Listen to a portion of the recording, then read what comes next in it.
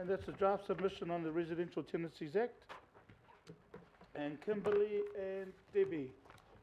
And I've spoken to both the ladies earlier, so the sooner we can get this item completed, the better. Okay. Excuse me. So, I'm going to move the recommendation. Second. I'll second. Deputy Mayor. And, ladies, I'll leave it to you in regards to the PowerPoint. Tēnā korua. Thank you. Good morning. I'm Debbie Edwards, Senior Policy Manager in Community and Social Policy. I'll just introduce Kimberly Howell, who's drafted this submission, just to do a quick little introduction for you. Thank you. Kia ora, Kimberly. Okay, so I'll take the submission as read and briefly cover the purpose, why Auckland Council is making this submission, and how the submission was developed.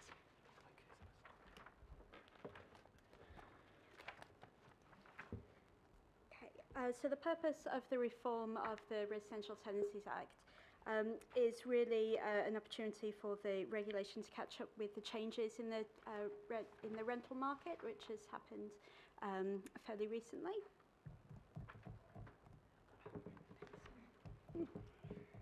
So Auckland Council is making a submission to this reform because the intent really aligns with the Auckland Plan 2050 Homes and Places chapter. This was quite a compact process due to timelines, but the elected members had the opportunity to provide a comment on a draft submission and attend a drop-in session as well. A draft submission was circulated to elected members for comment and refined based on the feedback received from elected members and also from internal staff and written feedback as well. And it still reflects the broad position which was circulated. Thank you. There you go, short and sweet. Thank you, ladies. Questions?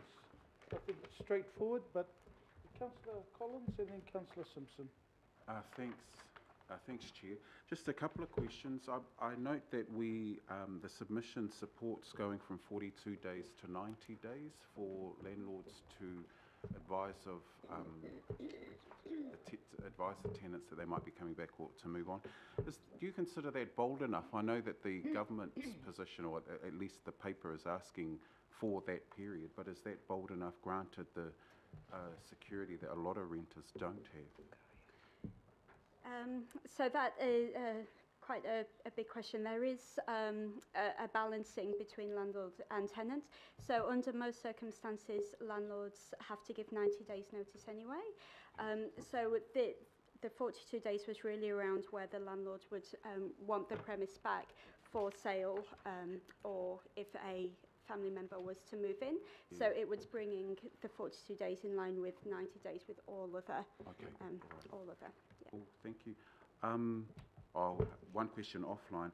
The other question I wanted to ask was, which I don't think is covered probably in the whole proposal, was the minimum term of a rent. I know that in Germany, the rental is for 2 years, that's the minimum term, or in some places in Germany for 4 years.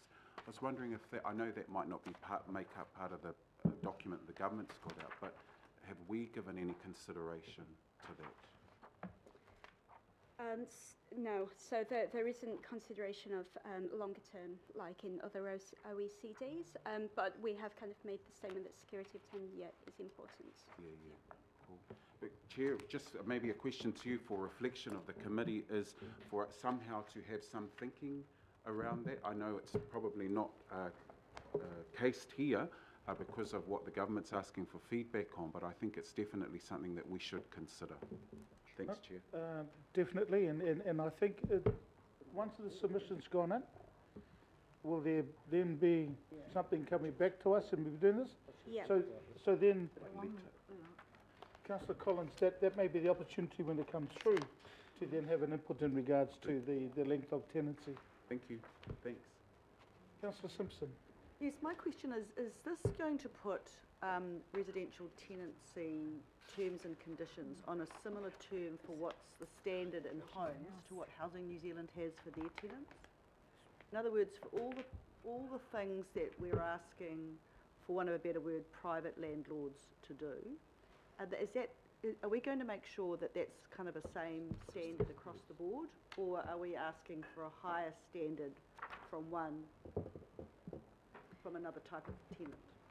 Yeah, so I know Housing New Zealand are currently in reform, looking at their own rental properties, particularly around kind of pet ownership and their eviction terms, but I'm not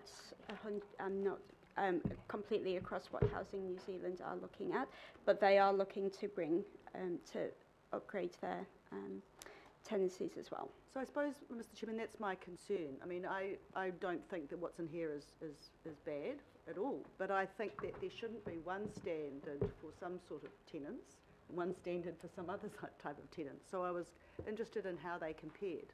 Yeah. Sorry, through the chair, I just don't know. I'm just asking that question. Yeah. I'll just, Through the chair, I understand that it's a legal Sets the minimum, minimum. You can go even for above that Housing New if you wish. Zealand. Oh, is it? Okay. Yes, it would be consistent. there you go. Yeah. Yep, so that's been said. So Oh. I've got Councillor Stewart, Worship the Mayor, and Councillor Cooper. Yes, I'm over here. Sorry. Yeah.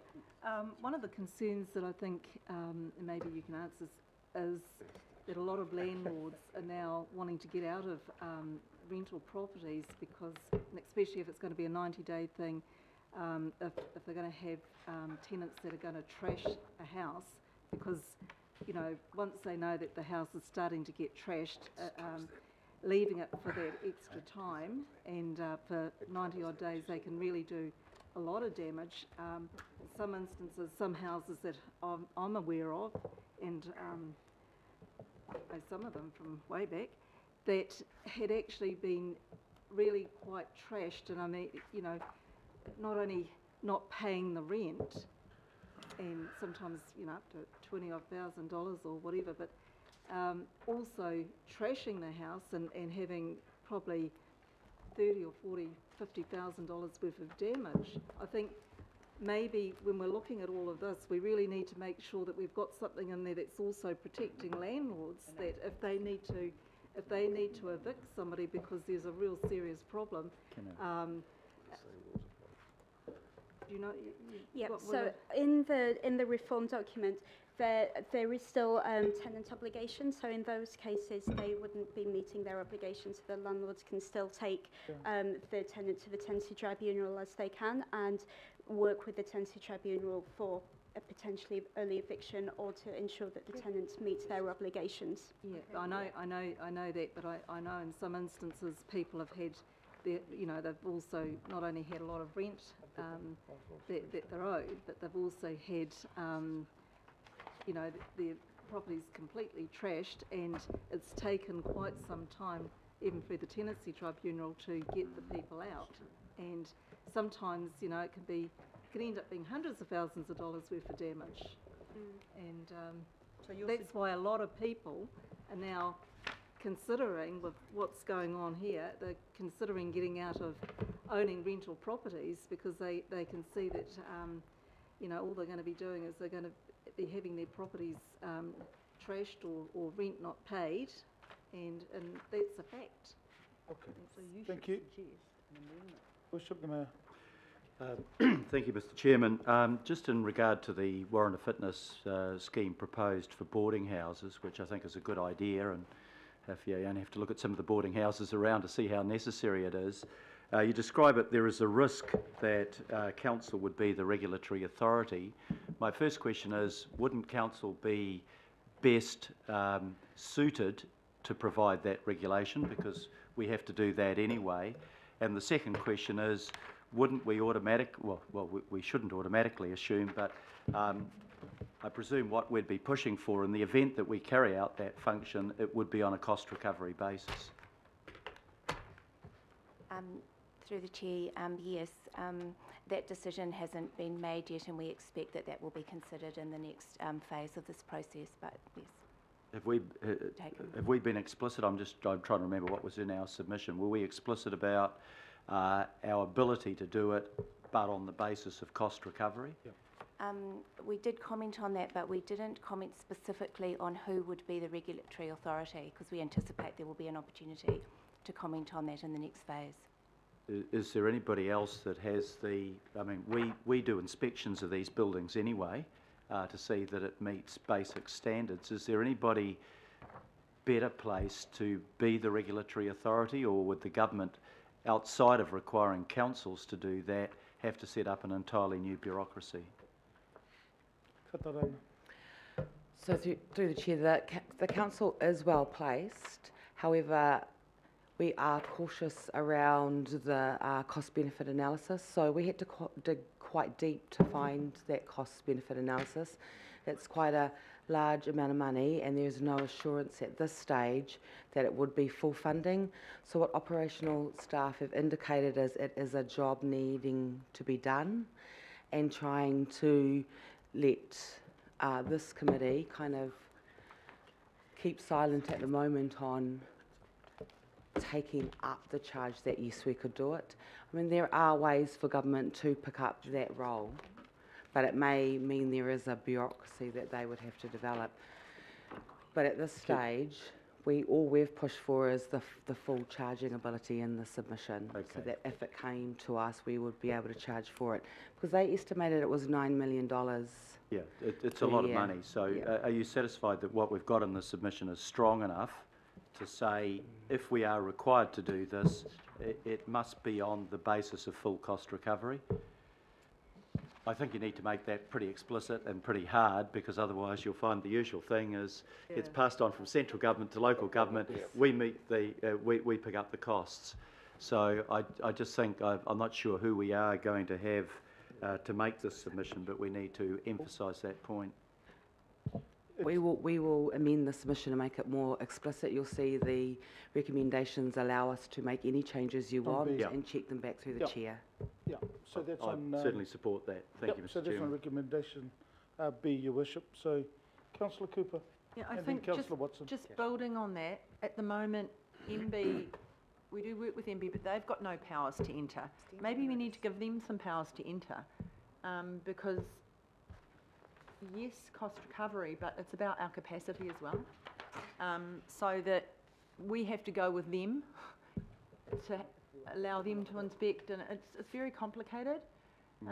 We're the only warranted officers that can go in at the moment, and if you look at our page, oh, it doesn't have our page number on it, but it's page 10 of the actual submission, number 45. We work with MB, but they don't have any powers. So ridiculously, a government agency having no powers. So maybe they need to sort of work that one out. I don't know where to, just to make it better and more streamlined. But they have to wait for us before, and we haven't got the capacity on the day or whatever. So that's that one. The other issue was we do the physical stuff. It's about the physical state of the house.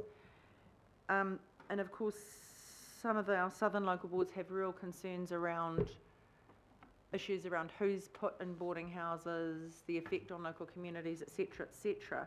We work with MSD sort of to help identify those with vulnerable needs, but we need to be careful around that as well, that we don't then become our staff don't then become the social workers. So maybe that's what I mean about MB having powers to do that. They can work with MSD.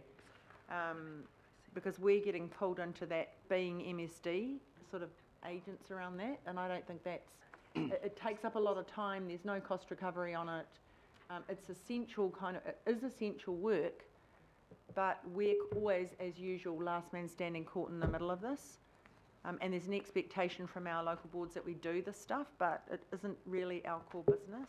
So I don't know how you work that in, and Katarina understands this fully.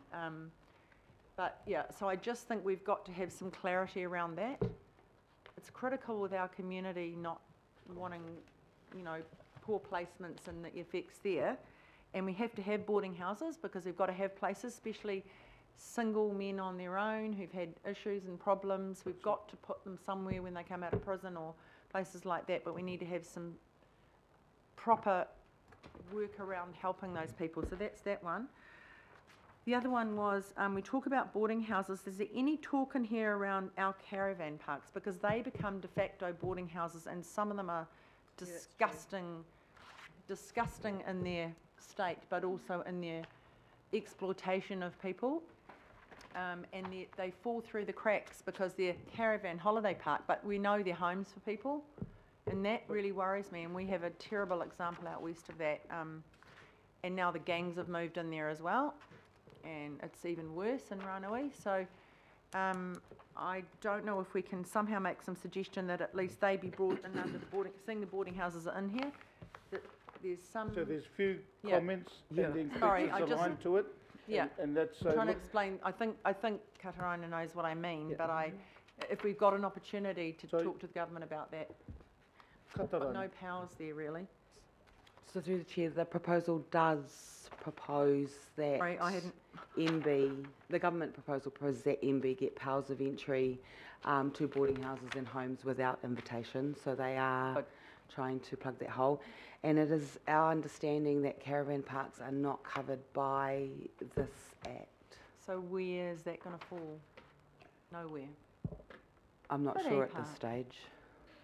Well, is it an opportunity, through you, Mr. Chairman, to actually just make some sort of statement around that is left out of everything? It's under 58 on page 12, it does make that suggestion about the report page 12, not our page 12. It's the last page, page of item 9, section 58. It says that consider the recommendations of the Social Services Committee inquiry and briefing into long-term caravan park. Sorry, thank you. I haven't got to that far. Good. Okay. Councillor Watson. Thank you. Just a question on that estimated annual cost for inspecting the boarding houses. That seems like a lot of money, and that potentially a lot of inspectors, and 9.9 million. Why would that cost be so high? Through the chair, the costs are based on a cost-benefit analysis that was commissioned by MB back in 2014, and that we did admittedly a fairly rough estimate to try and get a sense of what the cost implications would be for Auckland, based on prorating the number of rental houses in Auckland compared to the rest of the country. So we admit that it is an estimate. But we just wanted to provide an indicative figure based on the best information that we had. So was that rental properties generally or boarding houses? I thought this was just boarding houses. It is boarding houses, but we used the number of rental properties as an approximation to estimate the number of boarding houses because the data was national, the cost estimates were national, so we needed to prorata it for Auckland, and that's the basis on which we could do it. That was the best we could do, and we know that that's not a perfect figure. Okay.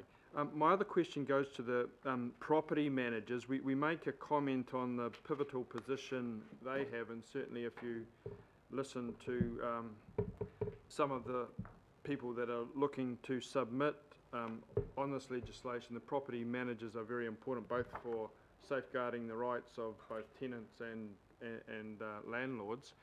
We more or less make that observation, but we don't say anything particular about registration or licensing then, is that correct? Through the chair, correct, that was out of scope in the reform document. Okay, so we will be reliant on government to pick up or do anything that they see fit with that then after the fact? Outside the scope for this particular consultation. Deputy Mayor.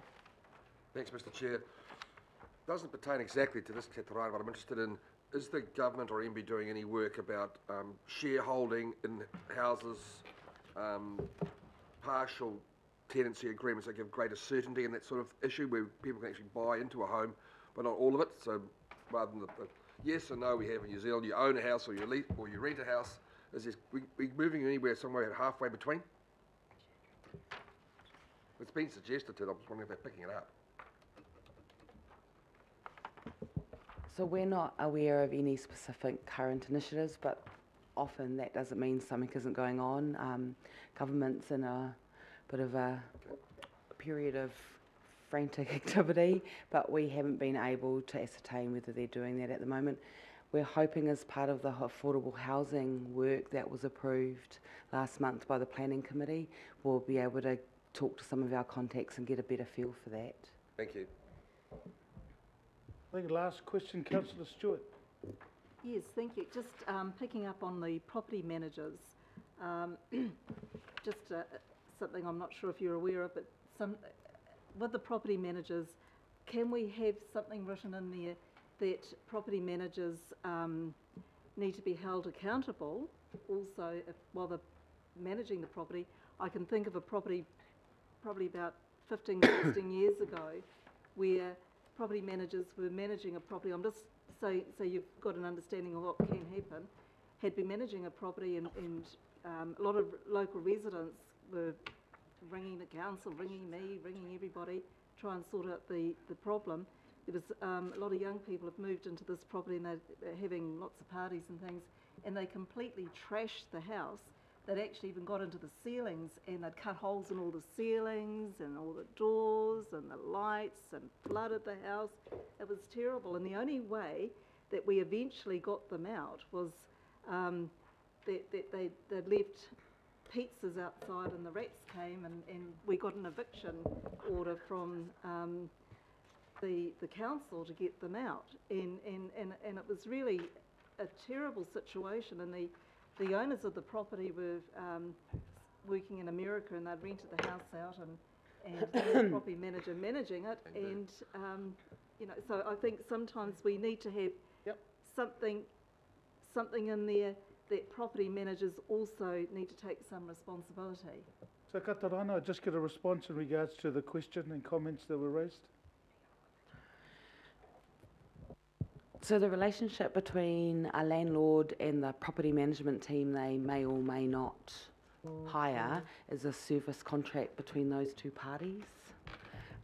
That service contract is not part of this reform. What's part of this reform is that those people become the landlord when they represent, but they have a private agreement with the person who owns the property, and it doesn't, they're not getting into that level of detail. But I would say that there are horror stories from both landlords and tenants' sides around renting, and I suppose government's trying to get that balance between the rights and responsibilities of tenants and landlords. So we can, you know, lots of people will also bring up tenants' nightmare stories of their landlords, and the government's trying to pitch in the middle. I do think they are worried given the rise in renters in New Zealand. One of the other things that we will need to think about in our affordable housing work is that perhaps New Zealand needs more professional renters. So it's not their own home, they develop to rent, they're aware of some of the management issues around tenancies. Overseas, you know, every time they rent, they plan to repaint, recarpet every time the tenant moves out. And so we do have that issue where it's a lot of investor or mom and pop renters or people who are away and it's their actual family home. So this is part of the solution, but the other part is to look at the market around, you know, kind of professional rental developments, and that will help with some of those issues in the long term, as well as tenure. Okay, let's leave it between those two parties. His Worship the Mayor, and then I got one question, and then if there's no comments, I'll put the recommendation. Two points as a result of the last comment from Katarina.